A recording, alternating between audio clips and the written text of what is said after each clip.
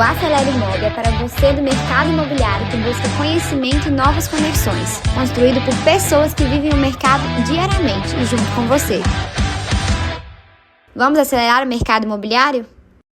Bem-vindos a mais um episódio do Acelere Imob especial Loteamentos. Estamos aqui em São Paulo gravando uma série de conteúdos e eu tenho certeza que hoje vai ser um dos episódios mais escutados, porque assim, vamos falar de vários assuntos polêmicos que estão aí dando dor de cabeça e pensamentos para os loteadores e também passar um panorama do que vem por aí.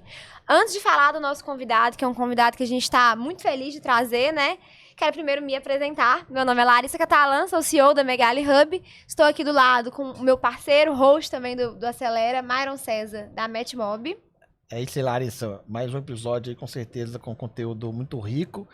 E aqui em São Paulo a gente está trazendo só pessoas de peso e esse convidado é mais um convidado aí que vai trazer conteúdo muito rico pra gente, né? Eu acho que não só gente de peso, mas gente que está de fato vivendo na ponta, né? Num mundo que tem tanta gente na internet falando, tem gente de fato lutando. E o nosso convidado hoje vem para isso. A gente ouviu que há pouco que o Pablo Marçal falou que loteamento é só renda passiva, né? Não é tão fácil igual o Pablo Marçal fala, não, gente. A gente vai ver aqui que é vida real. A gente vai ver que é bem complicado. Antes de apresentar o nosso convidado, os recados de sempre, né? Ajudar a compartilhar. Vocês vão ver que a mensagem aqui é uma mensagem que a gente precisa que mais pessoas estejam interessados no assunto, os loteadores estejam conscientes, né, do que a gente vai falar aqui, de panorama, enfim.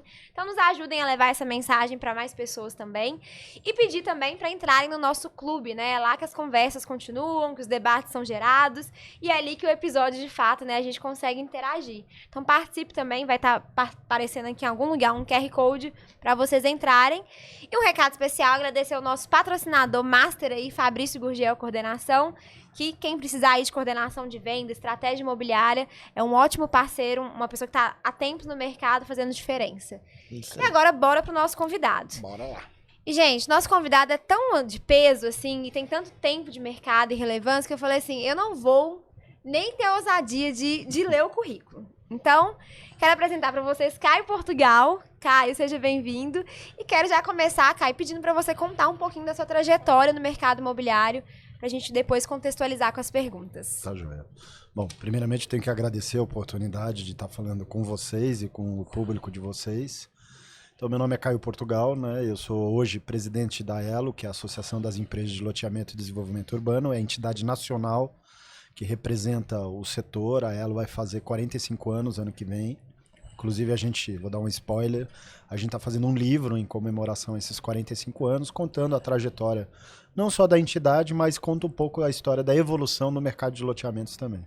Legal. Além de ser presidente pela ELO, acho que eu estou no meu 7º mandato como presidente, né? Estou tentando construir a sucessão lá, mas o pessoal não me deixa sair. Não, brincadeiras à parte. A instituição tem que sempre ser maior do que as pessoas, é isso que eu acredito. E eu sou vice-presidente do Secov São Paulo, na área de desenvolvimento urbano e meio ambiente, desde 2005, né? Eu sucedi ao Ciro Scopel, e aí o Dr. Romeu Chapchap nos convidou e eu aceitei o convite, e desde então eu continuo lá em todas as diretorias que vem sucedendo, desde o Dr. Romeu até agora, recentemente, o Rodrigo Luna. Além desse trabalho institucional que eu faço na ELO e no Secov, eu sou CEO da GP Desenvolvimento Urbano, é uma empresa loteadora familiar que esse ano fez 40 anos. A gente fez mais de 70 loteamentos, especialmente aqui na região metropolitana de São Paulo. Até na cidade de São Paulo a gente conseguiu fazer um na década de 80, né? E hoje a gente está em praticamente 14 cidades, né? A maior parte aqui na região metropolitana, no eixo da Raposo Tavares. Mas a gente tem uma operação grande em Itupeva, próximo a Jundiaí, e também com outras empresas desenvolvedoras em Montemor e naquela região também de Cabreúva e Jundiaí. Falando um pouco sobre, né, a trajetória nossa, né? Então eu construí toda a minha, vamos dizer, carreira enquanto empresário muito ligada nessa atividade setorial também. Eu fiz o primeiro curso, né, que é a Universidade Secov aqui de São Paulo, que acho que é um dos melhores cursos, não é fazendo propaganda, mas é um curso que está na sua, acho que 34ª, 35ª edição. É quase um curso de pós-graduação. Então eu participei do primeiro curso do Dr. Vicente Amadei, que tem o livro Como Lotear uma Gleba, que é um dos melhores manuais, né, para orientar aquele loteador que quer entrar no mercado, ou mesmo aquele que já esteja. É um livro que é feito por ele, por seu filho, que é desembargador aqui do Tribunal de Justiça. Então eu participei do primeiro curso lá em 1991 e depois cheguei a dar aula nesse curso também. Como eu falei para vocês também, eu cheguei a dar aula no curso da Fundação Dom Cabral, lá perto de BH, na região metropolitana, Sim. que era um curso de especialização em negócios imobiliários, era quase uma pós-graduação lato sensu, né? Então a minha trajetória toda foi sempre muito ligada ao mercado de loteamentos e, como eu estava dizendo para vocês, eu sempre acreditei, enquanto empresário, né, e enquanto ser humano, que a gente tem que tentar melhorar o país onde a gente está, né? Eu sou daqueles que mude o Brasil, não mude do Brasil, entendeu? Então eu sempre carrego isso como um mantra para mim. E dentro dessa trajetória eu consegui, desde sempre, participar de muitos processos legislativos, né? Então eu vou citar alguns aqui, né? Eu participei do Código Florestal, participei do Marco Regulatório do Saneamento, todas as alterações da 6766 a gente atuou, né, enquanto instituição. A lei do distrato, por exemplo, a gente participou. E além dessa atuação aqui, especialmente no estado de São Paulo, né, a gente atuou na parte, vamos dizer, daqueles órgãos que interferem, né, de alguma forma na atuação do loteamento. Não fui eu, foi até o Maurício Scopel e o Círio Scopel, Cláudio Bernardes e Laí Craimbu, que criaram, né, junto com o governo do estado à época, né, com o governador Fleury, hoje falecido, o GRAPROAB, que é o Grupo de Análise e Aprovação de Projetos Habitacionais, que é um balcão único, que é uma experiência muito exitosa, que a gente leva para outros estados. Então, a gente já levou o pessoal de Goiás, do Paraná, mesmo para o pessoal de Minas, a gente chegou a levar isso para eles também, em outros estados, para o Ceará, etc., para que essa sistemática, né, de você ter tudo aquilo que envolve a presença do Estado num processo de um licenciamento ambiental e urbanístico, quando há essa interferência, que ele possa ser feito de uma forma mais sistematizada. Além disso, né, a gente também atuou, por exemplo, junto à ANEEL. Para gente que não lembra, né, a partir da Constituição de 88, mas especialmente em 95, com as primeiras propostas de emenda à Constituição, alguns serviços públicos essenciais foram privatizados ou concedidos à iniciativa privada. Alguns deles que hoje funcionam de uma forma muito eficiente, por exemplo, telecomunicações, outros que funcionam razoavelmente como processo de geração e distribuição de energia. Então a gente atuou muito, especialmente na questão da distribuição de energia, nas primeiras regulamentações da ANEEL, Agência Nacional de Energia Elétrica. E continuamos atuando, né? Recentemente a gente fez, no dia 6 de outubro, um seminário que a gente faz com o jornal O Estado de São Paulo, é a 3ª edição, e nesse a gente teve a oportunidade de tanto trazer o pessoal da ANEEL, e especialmente aqui para o Estado de São Paulo, a agência reguladora que está trabalhando na regulamentação da aplicação do Marco Regulatório do Saneamento. Então, a nossa atuação sempre tem sido em favor de melhorar o ambiente de negócio, melhorar a segurança jurídica, demonstrar para a sociedade a importância do setor de loteamentos. E aí uma das grandes, vamos dizer, ações que sempre me preocupou e a gente implantou isso dentro das instituições foi um indicador. O setor de loteamentos não tinha nenhum indicador de comercialização e vendas. Então, na gestão do presidente Cláudio Bernardes, quando ele foi presidente do Secov, e depois do Flávio Amer, a gente fez uma parceria com a Brain e o Departamento de Economia do Secov de São Paulo. E aqui, inicialmente, no estado de São Paulo, a gente fez um primeiro indicador de comercialização e lançamentos de loteamentos, criando 2 categorias, né, loteamentos abertos e fechados. E depois a gente evoluiu para um indicador nacional através da Câmara Brasileira da Indústria da Construção, da qual a ELO é filiada, assim como uma série de outras entidades, que é, vamos dizer, a associação que congrega todas as entidades ligadas ao mercado imobiliário. Então tá lá o Secovs de Minas Gerais, o Sinduscon de Minas Gerais, acho que é Cicepote, acho que também de Minas Gerais, tem outras entidades. E lá na CEBIC a gente também tem uma representação muito grande. Hoje eu sou um vice-presidente lá da CEBIC, porque todo o assunto que diz respeito ao parcelamento do solo a gente acaba se envolvendo. E para isso a gente criou toda uma inteligência para atuar, seja nos processos legislativos, seja na questão normativa, seja em relações com os poderes públicos constituídos, tanto o judiciário, executivo e especialmente o legislativo. Desculpa. A gente tem, por exemplo, aqui em São Paulo a gente criou tipo um CRM dentro do Secov, né, que ele faz toda a avaliação, é o núcleo de estratégia legislativa, então ele é um robô que captura todos os projetos de lei que iniciam, seja no Senado, na Câmara dos Deputados Federal, aqui no estado de São Paulo, em algumas prefeituras de maior relevância onde o Secov tem atuação. Isso é fundamental porque, além de você monitorar os projetos de lei que estão em atuação, a gente consegue, de alguma forma, apresentar, né, para os poderes constituídos, especialmente o legislativo, as necessidades do setor. E foi assim, com essa estratégia, com muita, vamos dizer, seriedade, muita transparência e, especialmente, legitimidade, que a Elo, que era uma entidade estadual até 2005, virou uma entidade nacional. Esse movimento de se transformar numa entidade nacional foi fundamental para que a gente conseguisse um espaço e uma legitimidade para atuar nesses temas mais nacionais. O último, recentemente, que eu gastei boa parte da minha saúde foi a reforma tributária do consumo. Né? Isso aí deu um trabalho danado. A gente veio monitorando isso desde 2017. A gente entendeu que isso era um processo que independia do governo federal, era um desejo do legislativo. Tanto assim que o processo iniciou ainda no governo Temer, ultrapassou o governo Bolsonaro e veio ser aprovado agora no governo Lula III, né? E nesse também demandou muito trabalho, depois a gente vai obviamente estar discorrendo um pouco sobre isso. Sim. A gente ainda está na fase do último PLP, o 108, e já estava trabalhando este ano na regulamentação, porque a partir de 2026 ele funciona de uma forma ainda experimental, mas a partir de 2027 essa reforma do consumo acaba entrando em vigor. Além desses assuntos, dentro do judiciário também a gente tem atuado muito. Ontem, por exemplo, o nosso diretor de meio ambiente, que é o Dr. Marcos Sais, ele esteve defendendo no STJ a aplicação do próprio Código Florestal na questão da restinga, né? Que havia uma discussão da aplicação ou não do próprio código em função de empreendimentos do litoral. E foi uma grande vitória, o Marcos foi muito bem sucedido, foi um amicus curiae que a gente entrou. Ele entrou representando tanto a Elo, o Secov quanto a CEBIC e a Abrainc, e a gente conseguiu ser vencedor aí por 3-0 nessa decisão. Então, assim, como que a gente enxerga e o que acho que é importante dizer para o público, né?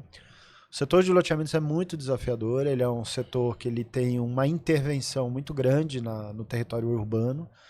Por outro lado, ele entrega muita coisa à sociedade. Então, ele entrega o planejamento formal das cidades, ele entrega a infraestrutura, ele entrega a recuperação ambiental, ele entrega construções de áreas públicas. E nesse ponto o setor veio evoluindo muito grandemente nos últimos tempos. Haja visto a quantidade de empresas associadas que a gente tem dentro da Elo. Hoje a gente está perto de 1.150 entre empresas e entidades. Então, por exemplo, no caso da Elo Minas, está a entidade da Elo Minas, mas existem algumas outras empresas que, além de estar na Elo Minas, estão também na Elo Nacional. Né? Assim como a gente ajudou a criar a Associação dos Desenvolvedores Urbanos de Goiás, que acho que esse ano fez 10 anos, se eu não me engano. E também existem loteadoras que estão na do Goiás, mas também estão na Elo. Mas a função nossa, justamente, é a entidade mais longeva na defesa exclusivamente das empresas loteadoras. Essa é a nossa missão, esse é o nosso papel. E para isso a gente tem um grande grupo de colaboradores, ninguém faz nada sozinho, então tem vários outros pares voluntários, né, que atuam, como o próprio Zé Eduardo que esteve aqui, a Kelly que faz parte do nosso conselho jurídico, né, e a própria relação que a gente mantém com todas as entidades. Então a ADIT, por exemplo, a gente tem uma boa relação com eles, a gente faz uma série de trabalhos conjuntos, a própria Secov, que eu já citei, a CEBIC, o próprio Instituto dos Advogados na área imobiliária, que eu esqueci agora o nome, não é IRIB, é o... Bom, daqui a pouco vem. São tantas entidades assim que a gente procura atuar de uma forma colegiada. Para o quê? Para que os assuntos tenham... A gente teve uma percepção lá em 2000 que tinha loteadores em várias entidades. E aí a gente criou aqui em São Paulo o Comitê de Desenvolvimento Urbano. Falei, olha, loteador tem que falar uma única língua. Sim. E tem que falar com o interlocutor, que é os poderes públicos constituídos, uma única intenção, sob pena de não ter efetividade naquilo que você está pleiteando. E dentro dessa lógica a gente começou a transportar isso também para outras cadeias, no sentido de estar demonstrando essa necessidade. Né? Então a minha trajetória toda está muito ligada a isso. Eu já estou há muito tempo, né, nessa atividade. Como eu falei, né, eu comecei na Elo mesmo como membro da diretoria em 93, né? Então já tem algum tempo aí nessa história. Ainda bem que eu não arrisquei falar seu currículo todo, né?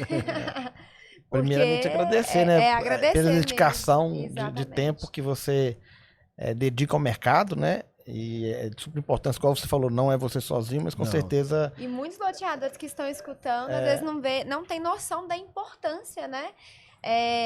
Desse trabalho que são feitos por várias pessoas, não só pelo Caio, mas que tá aí à frente, né? Mas o tanto que isso impacta para ele, né? Sem dúvida. Sem dúvidas. E aí, pra gente poder falar de futuro, que é o nosso tema aqui, do que vai ser o mercado de 2026, eu queria que você trouxesse aqui o que foi o mercado de 2025, né? Estamos ainda finalizando o ano, mas trazer um panorama geral, até mesmo se você tiver algumas referências de números aí, junto com o trabalho Sim. que você tem com a Brain, enfim, trazer esse panorama para todo mundo ficar na mesma página antes da gente falar do que vem aí pro ano que vem. Assim, o que a gente viu, né? Obviamente, uma Selic a 15% atrapalha muito o mercado imobiliário de forma geral, mas para o mercado de loteamentos, ele acaba que, às vezes, ele tem um efeito positivo. Por quê? Não para o loteamento econômico, esse a gente sofre uma concorrência desleal, né, com os projetos do Minha Casa Minha Vida, Sim. porque, para aqueles que não sabem, infelizmente, o lote urbanizado ele não é passível de ser financiado com recurso do Fundo de Garantia, né? Isso é um impedimento legal, a gente já tentou por 500 mil projetos dentro do Congresso, mas o fato é que o recurso é finito, e há um entendimento, né, de quem criou o fundo, né, que o recurso, como sendo um recurso direcionado e mais barato, moradia, né? ele tem que trazer a solução total de moradia, e eles não têm o entendimento que o lote urbanizado não é a solução total de moradia. Mais paradoxal que seja, porque a gente aqui investe em saneamento, em terra urbanizada, etc. Fato é que a concorrência que a gente tem com os empreendimentos do Minha Casa Minha Vida, então a gente fez até uma correlação com os dados da Brain e a gente conseguiu identificar isso. Então, nas praças onde há as operações do mercado imobiliário, da incorporação imobiliária do Minha Casa Minha Vida, o setor de lotes econômicos não vai bem. Ele tem muita dificuldade de operar, né? Por outro lado, no mercado de médio e alto padrão, aí é diferente. Como a taxa de juros está alta, aquele consumidor que antes ia comprar um apartamento ou uma casa através de um crédito imobiliário, nesse médio alto padrão, que ele já entra no sistema brasileiro de poupança e empréstimo, ou até o limite de 1,5 milhão, e agora foi para 2,2 milhões para adquirir esse imóvel, né? Mesmo utilizando o recurso do fundo de garantia para ele financiar a compra desta casa ou deste apartamento. Acontece com essa taxa de juros, que hoje deve estar girando aí na faixa de 12, acima de 12, acaba eligando muita gente de tomar crédito. E isso teve um efeito positivo para o mercado, vamos dizer, de loteamentos de médio alto padrão, né? Então, o que os números da Brain nos disseram, né?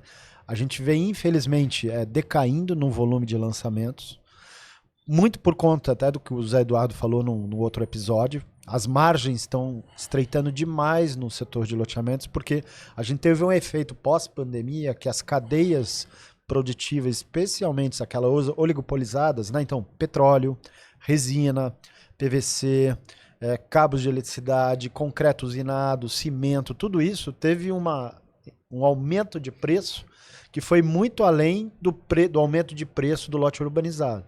Então, quando isso acontece, você espreme a margem dessa indústria. Quando você espreme essa margem dessa indústria, essa indústria fica muito mais seletiva no processo de desenvolvimento de novos produtos e de lançamento. Isso a gente já sentiu. Houve um recuo aí perto de 5% a 10%. Em termos de venda, até este ano foi muito melhor do que o ano passado, né? Então, os dados da Brain mostram isso em nível nacional, né?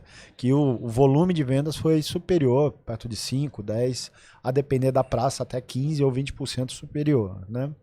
Nós mesmos na nossa empresa, a gente fazendo um anualizado, né, comparado de janeiro a outubro deste ano contra janeiro a outubro do ano passado, a gente vendeu 50% a mais, né? Então, a gente percebe que houve uma resposta em cima desse efeito, e aí depende muito do tipo de produto que você tem, né? Sim. Então, olhando 25, esse foi um efeito. Em termos de aumento de custos, infelizmente a gente continua ainda tendo esse problema, né?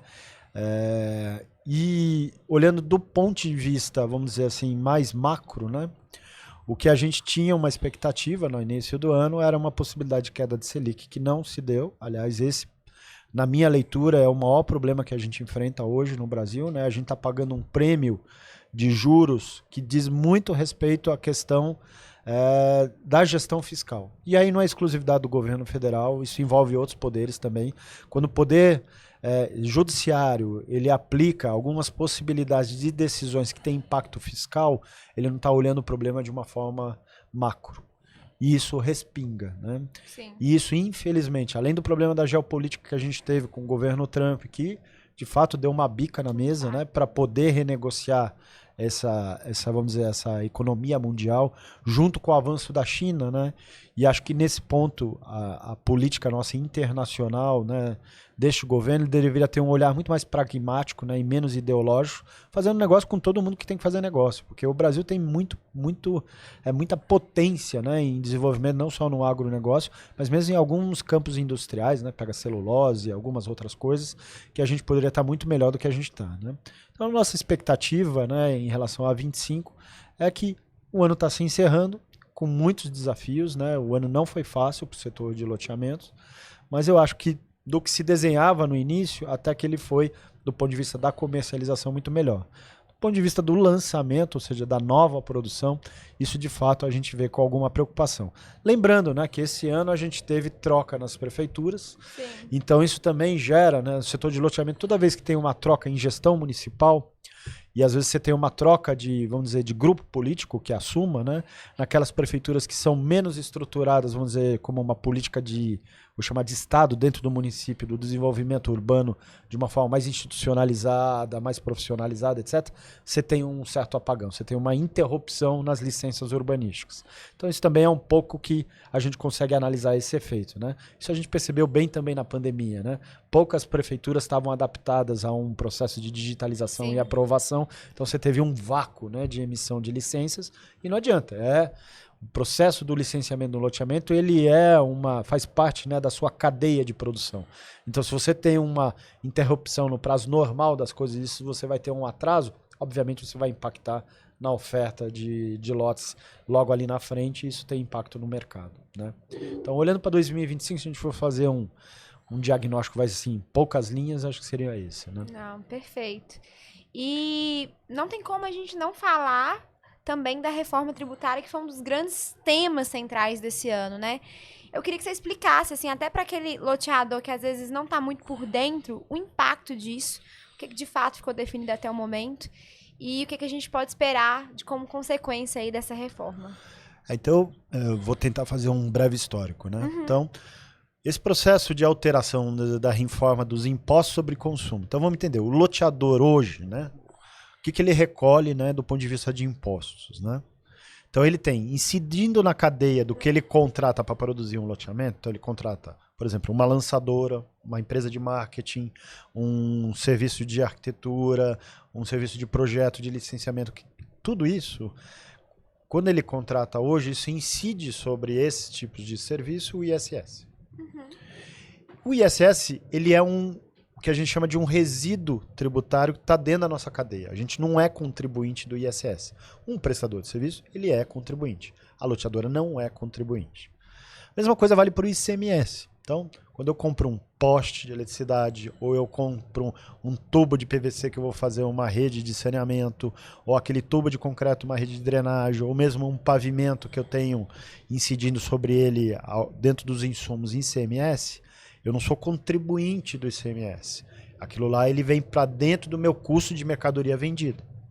Então esses dois novos tributos, que a gente nunca foi contribuinte, na nova reforma a gente passa a ser. O que a gente já é contribuinte e incide sobre a nossa receita? A PIS e a COFINS, que são duas contribuições federais, o imposto de renda à pessoa jurídica e a contribuição social sobre lucro líquido. Você pode ter um regime de tributação pelo lucro real ou pelo lucro presumido, esses são os tributos que você tem. Além desses, quais outros tributos você tem? Você tem o IPTU ou o ITR, que vai incidir ou sobre o seu land bank ou sobre aquilo que você já tem de estoque em termos de lote pronto ou em produção, você vai ter esse IPTU. Com a reforma, a PIS e a COFINS, junto com o ISS e o ICMS, viraram dois novos tributos. A PIS e a COFINS viraram a contribuição sobre bens e serviços, e o ICMS e o ISS vieram o imposto sobre bens e serviços. O que a reforma aprovou e foi promulgada em fevereiro desse ano? Ela aprovou a Lei Complementar 2014, que regulamentou e instituiu esses dois novos tributos. E como que ela fez o tratamento em relação ao mercado imobiliário e especialmente ao mercado de loteamento? Primeira coisa que foi um trabalho institucional muito forte que a gente fez para chegar nesse resultado, a gente foi estudar lá fora como os outros países que têm o imposto sobre o valor agregado, que é a somatória desses dois novos impostos criados, o IBS e o ICBS, é o chamado IVA dual. Então você tem alguns poucos países que têm essa característica de IVA dual. O Brasil é um deles e, se não me engano, o outro, acho que é a Austrália, que você também tem essa situação. Que você tem essas duas categorias de impostos. Então a CBS continua sendo destinada essa arrecadação ao governo federal e o IBS e o CBS continua sendo destinados aos governos estaduais e municipais. Então o primeiro cuidado que a gente fez, como os outros países tratam o mercado imobiliário na questão do IVA. Então a maior parte dos países ou não tributa, ou quando tributa de uma forma, vamos dizer, específica. Por quê? Porque se a gente está falando sobre consumo, significa que aquele bem ele vai ser consumido, ele vai ser, sabe, deteriorado, ele vai ser depreciado. Se você falar numa edificação, o tempo de vida de uma edificação é o quê? 50 anos, 100 anos? Agora, se você falar num terreno, ele não é consumido nunca. Sim. Aqui onde a gente está, por exemplo, na Faria Lima, esse terreno aqui, provavelmente, quando foi loteado lá atrás, deveria ser uma casa. Se você for aqui nesse bairro onde a gente está aqui na Faria Lima, para trás você ainda vai encontrar casas unifamiliares. Sim. Essas casas foram demolidas. Nesse caso aqui é uma galeria, né? Era um shopping, né? E hoje é uma galeria. Então foi transformado em uma galeria. Mas ele pode, daqui a pouco, está acontecendo muito aqui em São Paulo, ele vir a ser demolido e construir uma incorporação imobiliária de um uso misto. E o terreno é o mesmo, ele não depreciou, não foi consumido. Sim. Tendo em vista isso... Na verdade, ele valorizou, né? Provavelmente valorizou. Mas tendo em vista isso, esses impostos sobre consumo não têm muita relação com essa produção. Por isso, ele merece ter um tratamento específico, sob pena de você não entregar o que foi prometido na reforma tributária, que era neutralidade, transparência, e você não ter um acréscimo, né, de incidência tributária sobre aquele setor ou sobre a economia de uma forma geral. A promessa da reforma é trazer simplificação, que não vai ser o caso para o nosso mercado, neutralidade, tá certo? E transparência, no sentido de que o consumidor vai saber para cada produto que ele consome o quanto que tem desses tributos embutidos. Por quê? Uma segunda grande diferença é que o tributo passa a ser por fora.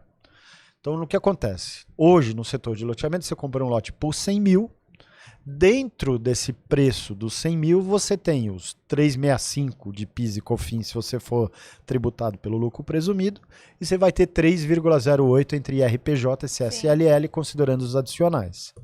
Ele está dentro do preço. Então, o consumidor que compra, ele não tem lá destacado, ó, do 100 que você está me pagando, você está pagando 6 e alguma pouca coisa, que é desse tributo aqui. Não, isso não existe. Ele passa a ser dessa forma, agora ele passa a ser por fora. Então você vai ter o preço de venda, não existe mais receita bruta, você vai ter receita. E você vai ter, além desse preço, você vai ter o tributo que vai vir destacado. É a história do split payment que vem. Então, quando eu emitir o boleto para você, daquela prestação do lote, ele vai ter a prestação do lote e o tributo por fora, que é cobrado por isso. Então você já vai saber que dentro daquela parcela do lote tem aquele tributo.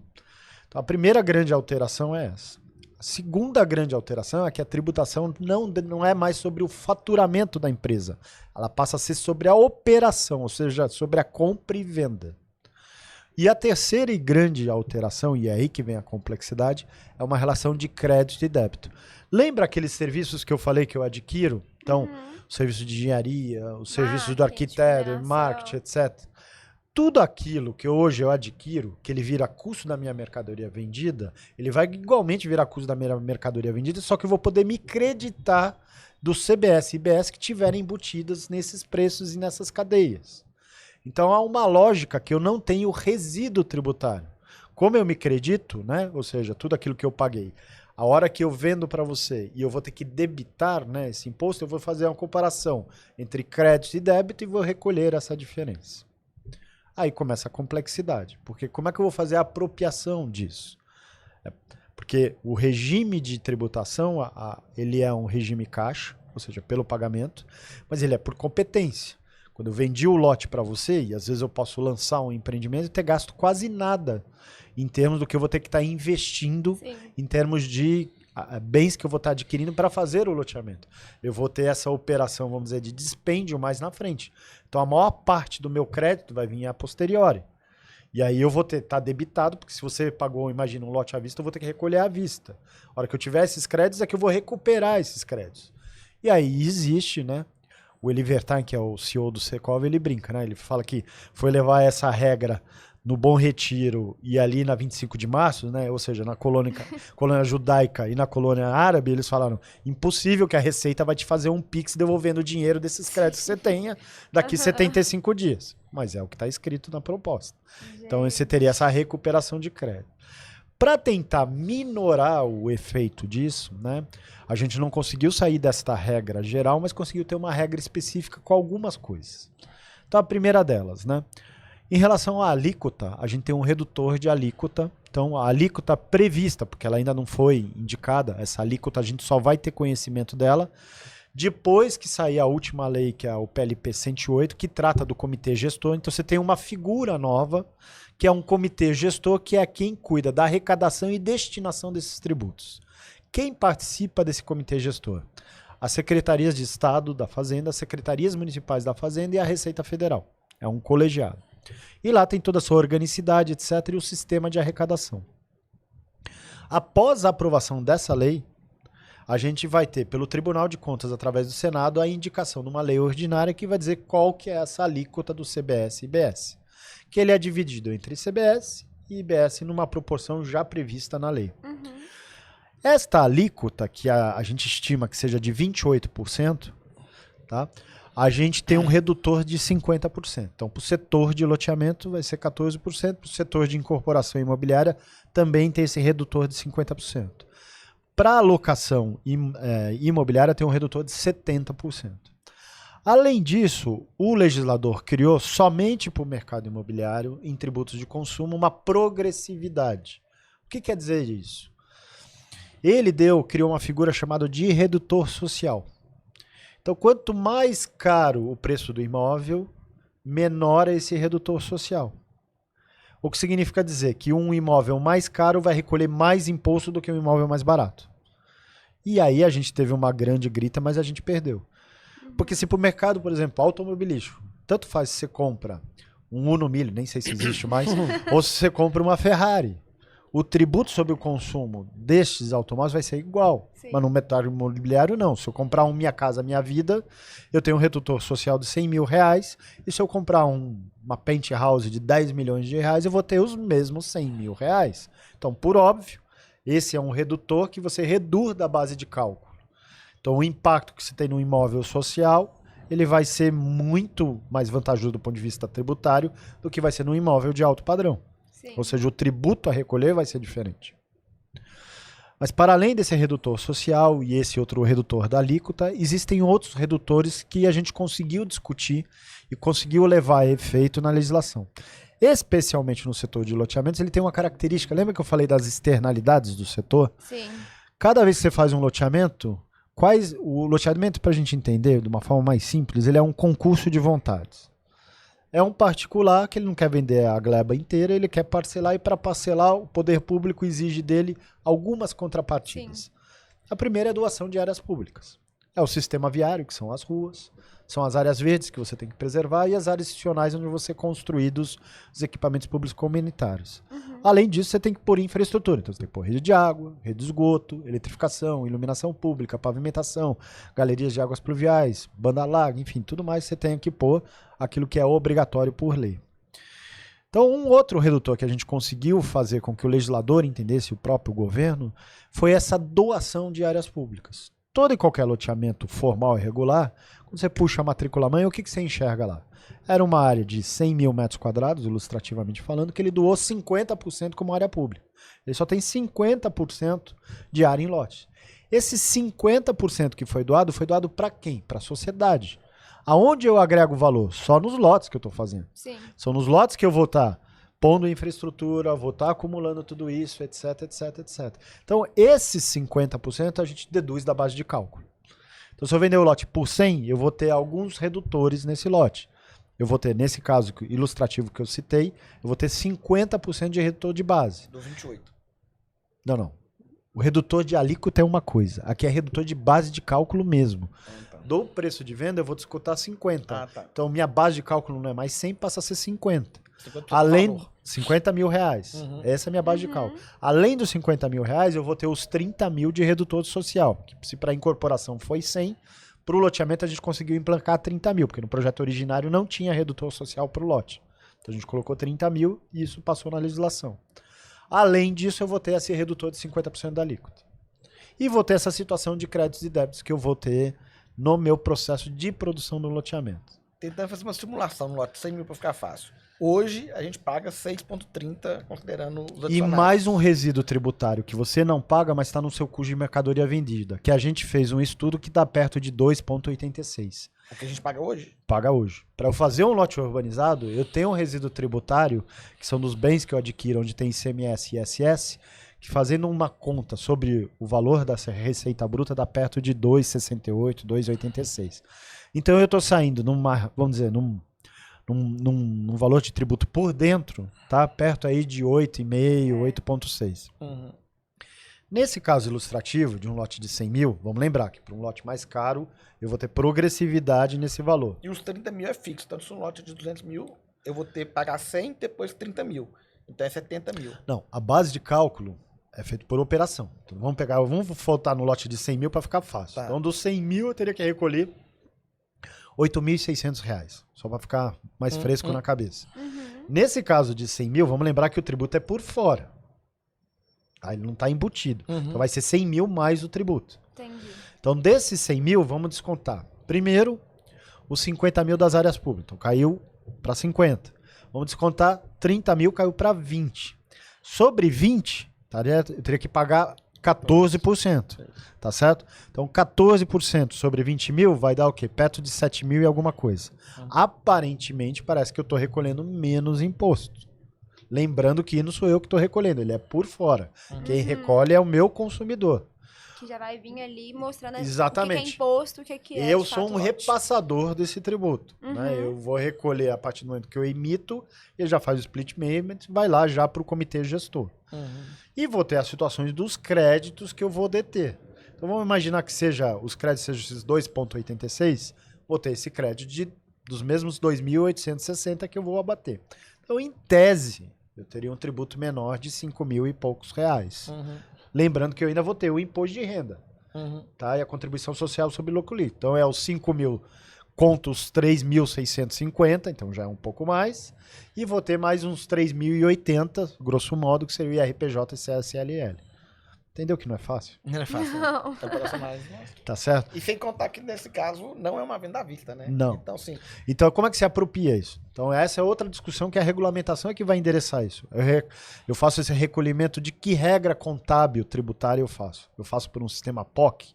O que é o POC? Né? Percepção sobre a receita, vamos dizer, o pagamento sobre o total daquele preço de venda relacionado ao prazo de entrega daquela obra. Então, se eu faço uma obra em 36 meses, o meu custo de mercadoria vendida eu tenho que apropriar em 36 meses.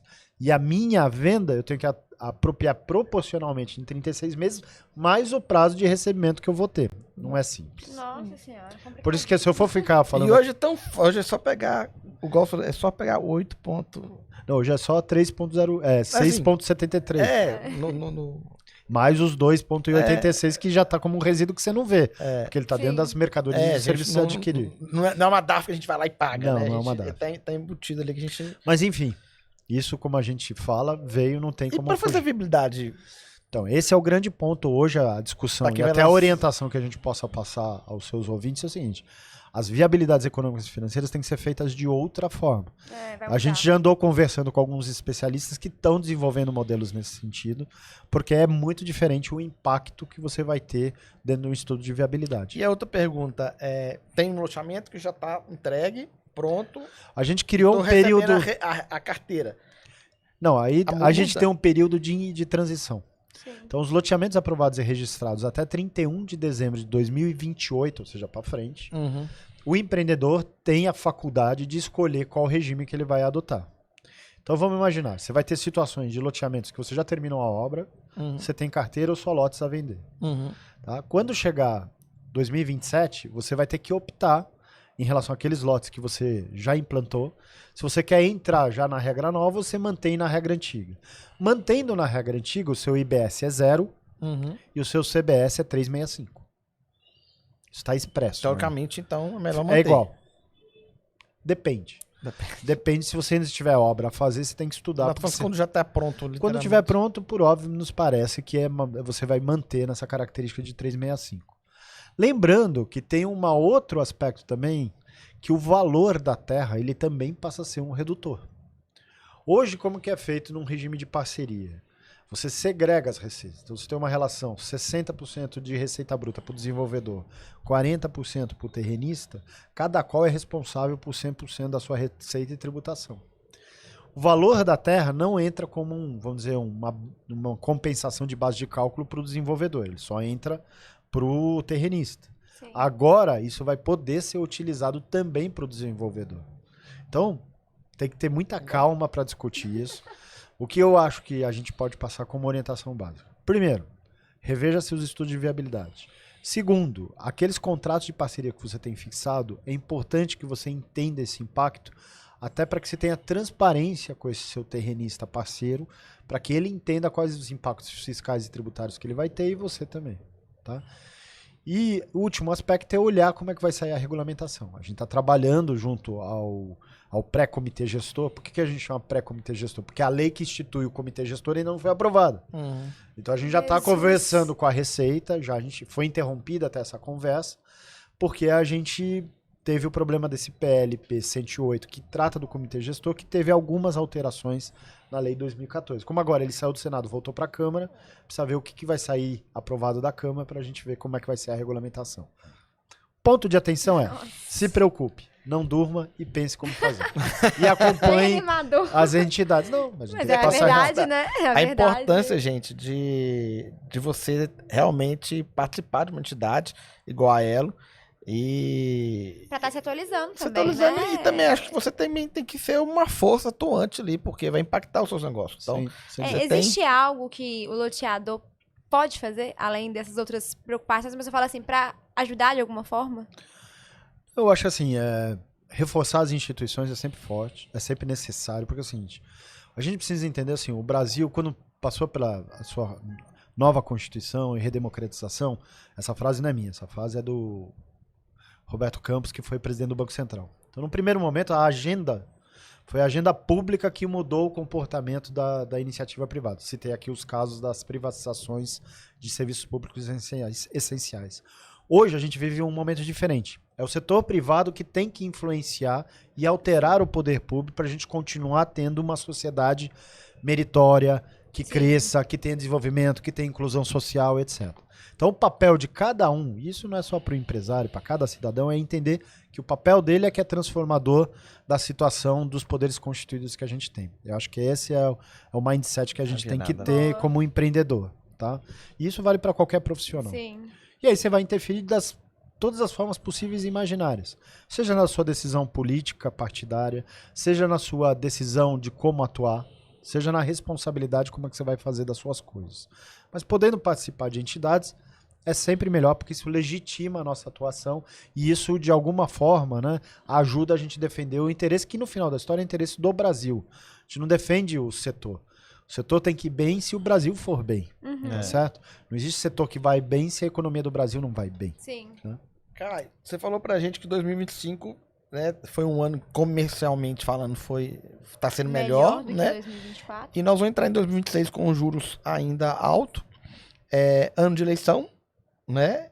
E diante disso, o que podemos esperar para 2026? Eu acho que sim, tem alguns aspectos que a gente tem que já estar endereçando. Falando ainda de reforma, né, a gente teve recentemente a reforma do imposto de renda mínimo. Sim. Que ele afeta todo o setor produtivo, todo aquele que opera, né, com distribuição de dividendos. Então, a maior parte das empresas se organizou há 30 anos quando houve uma reforma no imposto de renda, possibilitando a distribuição isenta de dividendos. Isso parece um benefício, mas as pessoas esquecem que lá em 96 houve uma majoração do imposto de renda na pessoa jurídica e na contribuição social sobre lucro líquido. A gente saiu de 20% e foi para 34%. Então, lá atrás, o prêmio da isenção do dividendos já foi feito lá. Então, hoje, você tem para qualquer, que foi agora recentemente aprovado no Senado, e o presidente Lula deve sancionar amanhã, provavelmente, que é essa reforma do imposto de renda mínimo, né, que eles estão chamando, onde ele aumentou a faixa de isenção. Não aumentou a faixa de isenção. Quando foi instituído, lá em 96, a tabela do imposto de renda pessoa física, ela deveria ter sido reajustada anualmente, que é o básico. Então, o que está sendo entregue agora é aquilo que deveria ter sido feito sempre, né? E, para compensar isso, foi essa história da tributação do dividendo. Então, assim, o que tem que se preocupar para o ano que vem, já de imediato, falando sobre o 26?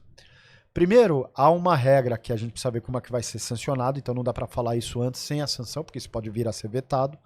Foi instituída a possibilidade das empresas que tiverem lucros acumulados até 31 de dezembro de 2025 fazer a distribuição sem incidência de tributação de dividendos para 26, 27 e 28.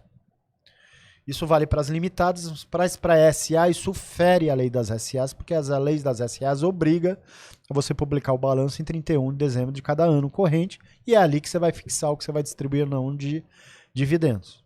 Então isso até tem uma certa inconstitucionalidade, porque você está aplicando uma majoração de um tributo que não existia sobre um evento que você ainda não conhece. Então isso era para ter sido corrigido nesse projeto de lei, ele não foi, porque havia um interesse, tanto que ele foi aprovado por unanimidade na Câmara dos Deputados e unanimidade no Senado Federal. Isso a gente tem que entender. Todo e qualquer processo legislativo, ele é um encontro de forças. Sim. E se a sociedade não se manifesta, esse encontro de forças, ele existe. A agenda dos políticos não necessariamente é uma agenda de longo prazo do Brasil. Não à toa a gente tem alguns problemas recorrentes que a gente não ultrapassa. Porque seja o governo de plantão, seja o legislador de plantão, seja o poder judiciário de plantão, não se pensa a longo prazo. Esta que é uma realidade brasileira. Sim. E isso tem que acabar. Isso não pode perpetuar. Então, neste caso da reforma do imposto de renda mínima, há uma promessa, já há um projeto de lei para fazer essa correção na lei das SAs para possibilitar exclusivamente neste período de 2025 que possa ser apurado lá em 26 para que seja garantida essa isenção do imposto de renda. Então essa é uma preocupação que a gente já tem para 2026, porque isso impacta não só o nosso setor, mas qualquer setor produtivo. Sim. Porque você imagina, se você tiver uma majoração de tributação sobre este público, isso significa menor consumo. Por outro lado, tem o outro lado da moeda. Há uma percepção que essa isenção de imposto de renda até 5 mil e até uma faixa de 7.500 numa alíquota diferenciada, provavelmente isso possa vir a gerar consumo. Se isso vier a gerar consumo, pode ser que o mercado imobiliário de alguma forma seja beneficiado. Então, para 26, a gente pode endereçar essa questão. O que mais a gente espera para 2026? Recentemente saiu o último IPCA, que deu a entender que a gente está, entre aspas, com um processo de controle da inflação. Mas vamos lembrar, qual que é o grande problema da taxa de juros? Quando você tem um país que gasta mais do que ele arrecada, alguém tem que emprestar dinheiro para esse país, senão ele não consegue pagar suas contas. E o risco é maior, né? Quando você tem um governo federal, um poder judiciário e um poder legislativo que não entendem essa regra, o prêmio de juros que você paga é maior. Então isso faz que a taxa básica não caia, porque aquele que financia essa sociedade, os próprios brasileiros e investidores, vão pedir um prêmio de pagamento muito maior.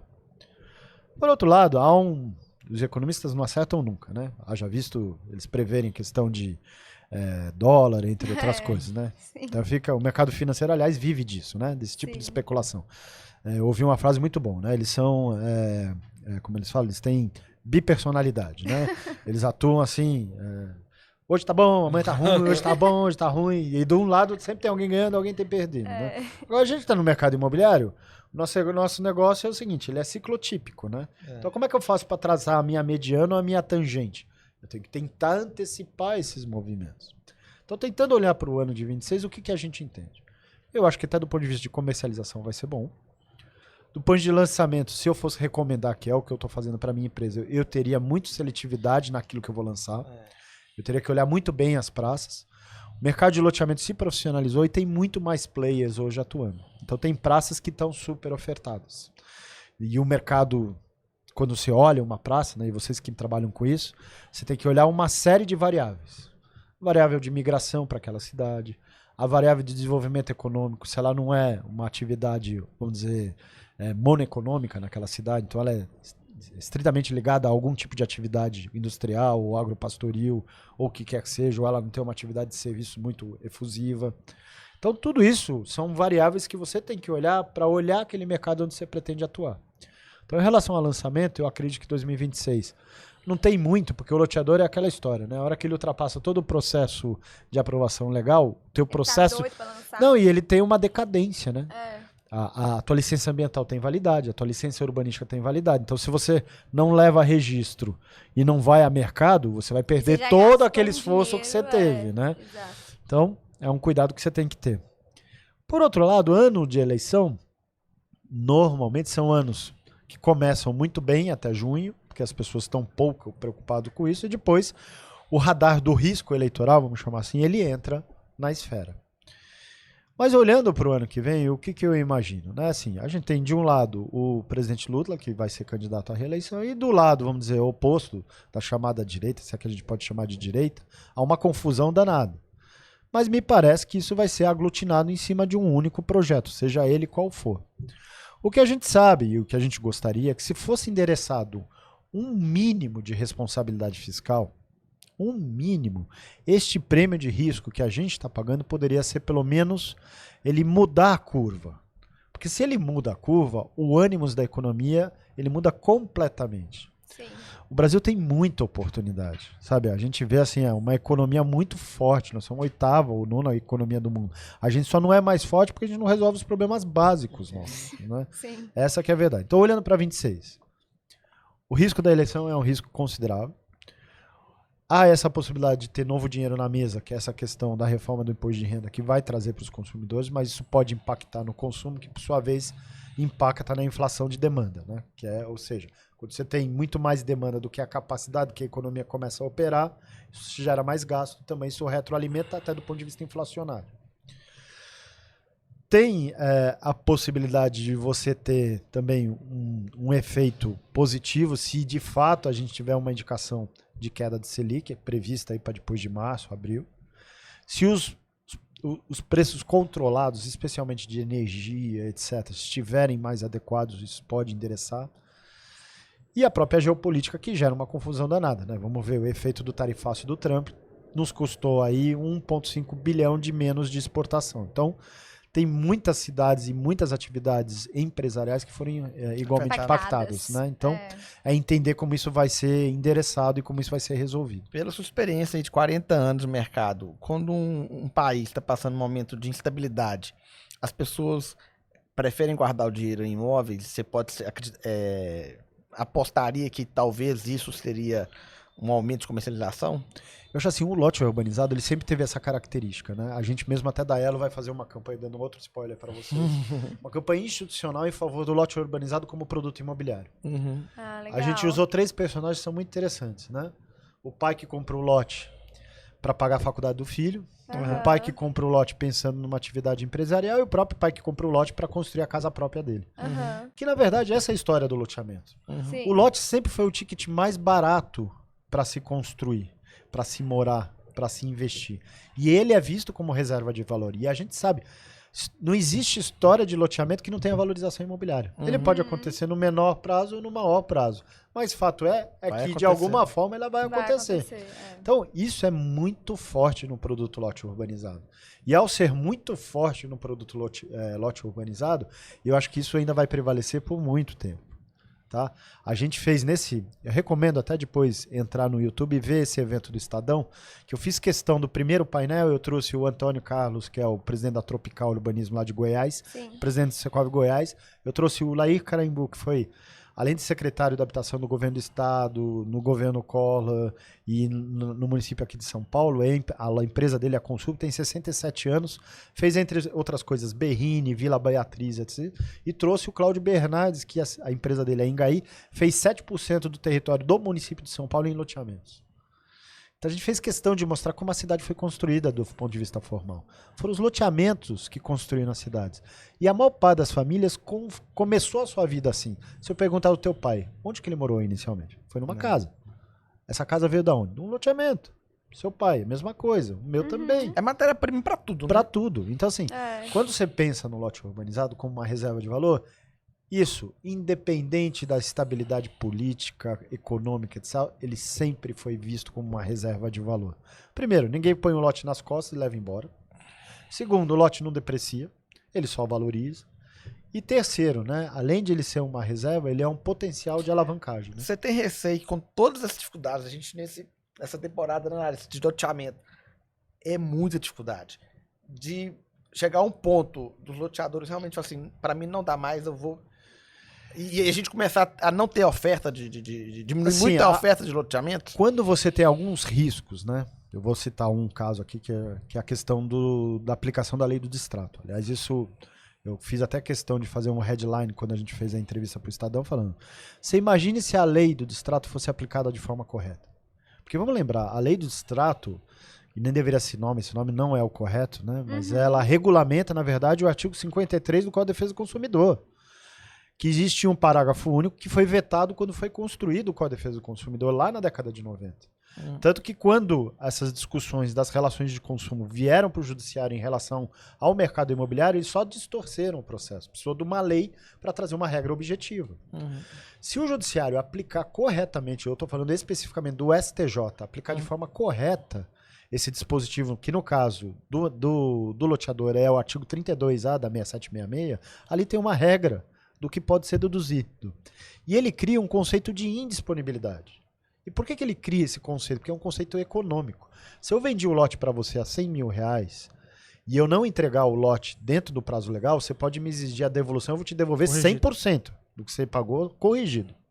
Agora, se eu entreguei a obra, tá certo? E você, seja por inadimplemento ou mesmo por uma decisão voluntária tua, queira a rescisão, existe um negócio que chama taxa de fruição.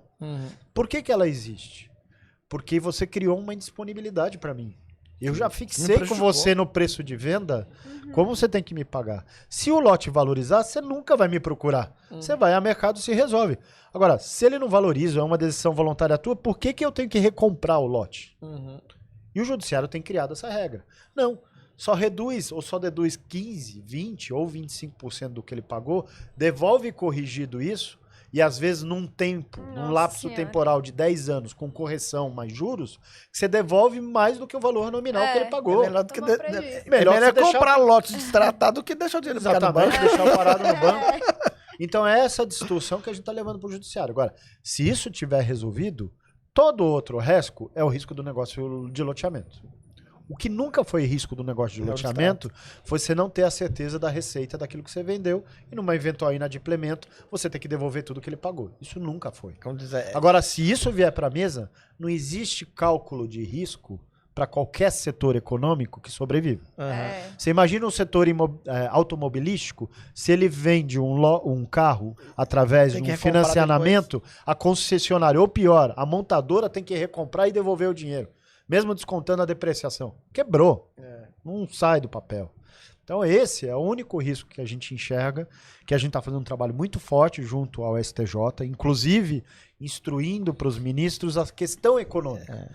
Porque a gente tem que lembrar, no governo teve uma lei de introdução a normas do direito brasileiro que ela obriga o Poder Judiciário, o Poder Legislativo e o Poder Executivo a qualquer aplicação de nova norma ou normativa ou jurisprudência considerar os efeitos econômicos sobre a sua decisão. E isso está sendo desrespeitado. Isso é fundamental para a gente ter um crescimento inclusivo no país. Porque se a gente tiver mais oferta, o que acontece? Qualquer mercado onde você tem mais oferta, o preço cai. Vamos dar o exemplo dos automóveis. Sim. Olha a bagunça que a indústria automobilística chinesa, com esses carros, vamos dizer, híbridos, etc., está fazendo com o mercado de automóveis. Está vendo a diminuição de preço. Por quê? Tá aumentando a oferta, a nova concorrência.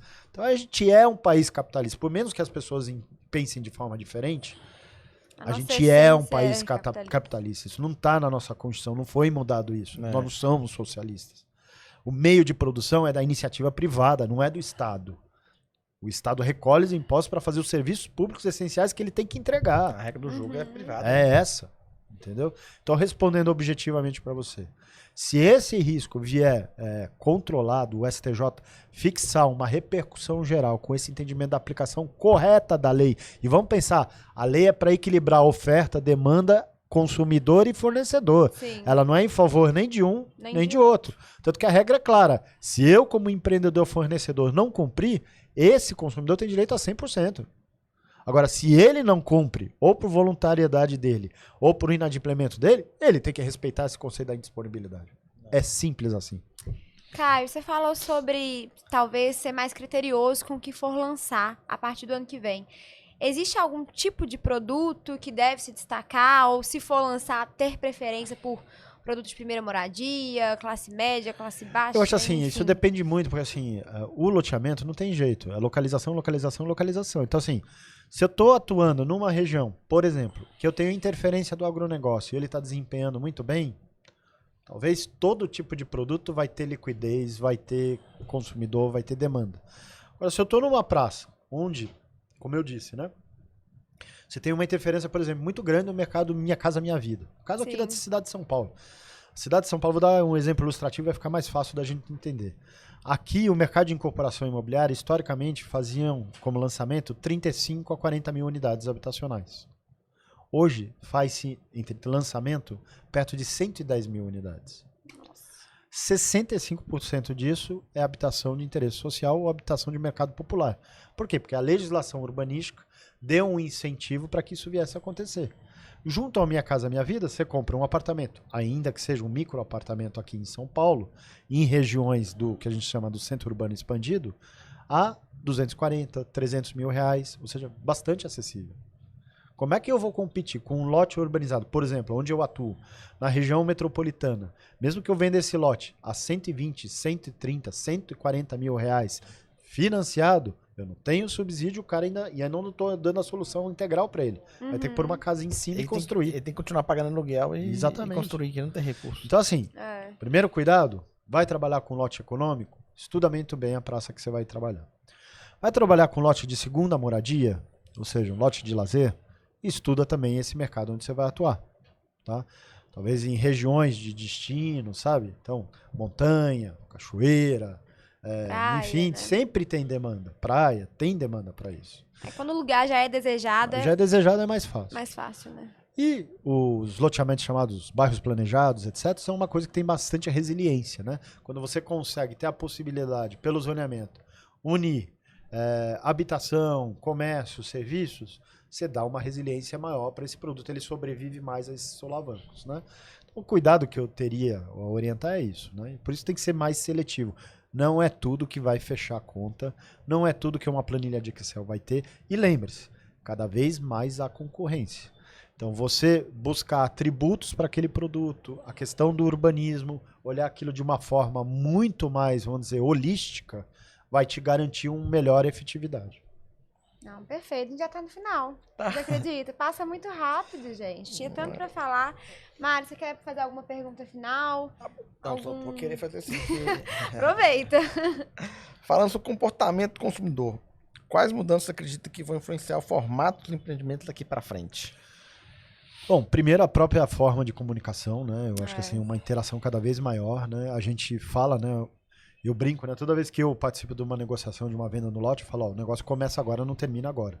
Porque o loteamento, como você não tem financiamento de crédito imobiliário, e você tem que carregar essa carteira, mesmo que você se curitize, mesmo que seja um truceio, você tem que se relacionar com essa pessoa por quanto tempo? Nossa, é longo. 10 anos? 15 anos? Então como é que você faz para se relacionar? Primeiro, na nossa empresa a gente criou todo um departamento de pós-venda que dá toda a orientação para ele. O nosso manual do proprietário é desse tamanho, assim, ó. Hoje vocês têm um departamento Temos um só departamento de só de pós-venda que só Legal. faz o acompanhamento desse cliente. Mesmo que ele não venha construir, ele vai ter toda a orientação. Sistemas construtivos, os cuidados que ele tem que fazer, os projetos que ele tem que fazer, como é que faz uma construção racional, as possibilidades de acessar crédito imobiliário. Então, primeira coisa é isso. Você tem um cliente que cada vez mais informado, a internet dá essa possibilidade, né, de ele acessar qualquer informação, a inteligência artificial vai dar mais ainda. Então é você entender essas novas tecnologias e usar a seu favor. O outro aspecto que é importante é ter uma transparência muito grande no relacionamento com esse cliente. né? O Zé Eduardo está falando aqui a quantidade de reclamações que ele tem, a nossa empresa também. A gente fez uma pesquisa com os nossos clientes há uns 2, 3 anos, quantos deles comprariam de novo com a gente? A gente teve um índice de 80%. Nossa. Isso para nós é satisfatório. Isso É. aqui é o nosso propósito. E outra coisa é a relação que você tem que ter do empreendimento com a administração pública e as concessionárias. Você tem que estar muito integrado. Porque tem problemas que não são do loteador e eles podem respingar no loteador. Vou dar um exemplo, a Enel, né, que é a distribuidora de energia elétrica aqui em São Paulo, o serviço dela é péssimo.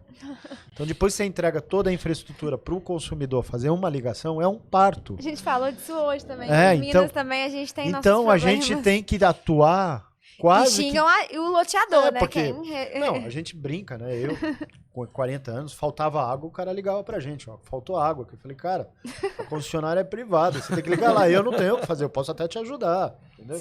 Então, falando sobre comportamento do consumidor, acho que isso é fundamental, né? E Tá no mais final da próximo. história, o que você vende é credibilidade. É. O que você vende é credibilidade. Você pode ter um produto excelente, uma condução de gestão equivocada, você pode ter certeza que vai ter problema. Muito bom. Muito bom. Fechamos com chave de ouro, né? Fechamos. Foi um episódio muito bom e a gente sempre pede, Caio, para deixar uma mensagem, um conselho final para os loteadores que estão nos escutando.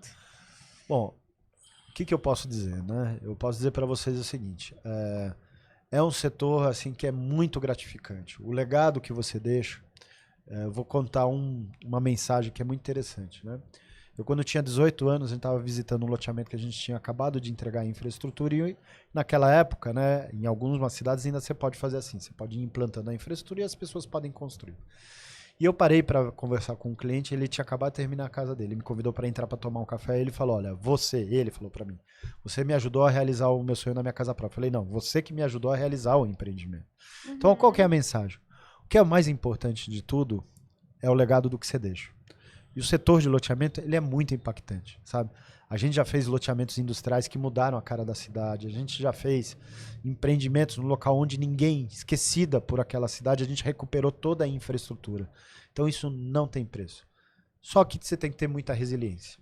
Eu acho que se você não tiver resiliência, não é para você fazer loteamentos. São muitos desafios no processo de licenciamento, são muitos desafios de engenharia na implantação e são muitos desafios no gestão dos seus recebíveis e na carteira.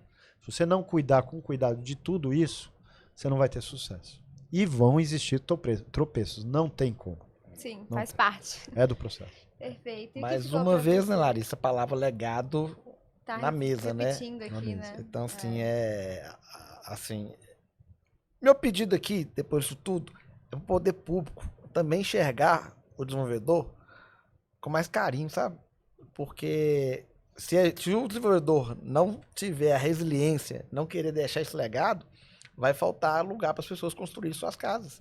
E até poder mudar o formato de moradia hoje, que eu acho que também é insustentável o cara morar em 40 metros quadrados pela vida toda. Eu acho que é uma etapa da vida de produtividade, né, de mobilidade, bacana, mas depois ele precisa de mais espaço. Esse ponto que você falou, esses dois pontos, foi fruto até da própria sustentação oral do Marco Sais ontem. Ele falou, você imagina se o litoral brasileiro não tivesse os empreendedores formais que respeitem a lei? Quem que vai edificar no litoral? Você acha que é o empreendedor formal ou é o crime organizado? É, Como a gente viu o caso do Desse- Muzemba. sim. Então, assim, a gente fala, todo prefeito devia estender um tapete vermelho pro loteador. Sim. Dar a chave da cidade para ele e falar, ó, tamo junto para fazer a parceria De forma correta. de forma correta. E igualmente isso que você falou, é importante dizer, o lote econômico é 10 mil vezes melhor do que um apartamento do Minha Casa Minha Vida, porque ele dá a possibilidade de crescimento, adequação à família e principalmente de valorização. Então pense isso quando você for Perfeito. comprar. E assim, eu não quero fazer rasgação de seda, mas me impressionou muito o trabalho da Elo, assim, eu quero só reforçar essa mensagem. A gente sempre fala nos episódios da importância, né, das associações, dessa união do mercado, mas quando a gente vê na prática o tanto de coisa que faz, eu acho que é ainda mais admirável e agradecer mesmo pelo empenho que faz por todo o setor, né? Que às vezes a gente que é do marketing não tem noção do tanto que isso impacta, mas impacta, porque toda a rede é impactada, né? E os nossos loteadores também não têm. Então, convidar os loteadores a se associarem, a estarem fortes, né? mantendo as associações ativas, porque olha a importância, A briga né? de todos, né? Igual a gente A viu briga de aqui, todos. mesmo com muita luta, acompanhando, ainda teve coisas aí que a gente não conseguiu vencer. Sim, Então tem que vigiar. A palavra é essa, exatamente. vigiar. Isso aí. Continuar vigilante. Pessoal, é isso. Encerramos o nosso papo. Foi um papo muito bom. Tenho certeza que, assim, quem escutar vai ter pelo menos um guia aí para 2026, se preparar melhor, né? Então, eu vejo que esse episódio vai ser um episódio da gente escutar, da gente mandar a equipe escutar, todo mundo tá escutando, pra gente chegar em 2026 mais preparados, mais unidos e prontos para os desafios que vão continuar sendo muitos ainda. Com certeza. Caio, obrigada, viu? E quero pedir, pessoal, para vocês compartilharem esse episódio novamente, comentarem aqui também o que vocês acharam, continuar a conversa no nosso grupo, né? E, novamente, reforçar aí para se associarem a ela, estarem presentes, porque juntos vamos fazer a diferença. É o que eu também acredito. Obrigada, viu, Caio? Eu que agradeço vocês a oportunidade. Tchau, tchau, Obrigada, pessoal. Tchau, tchau. pessoal.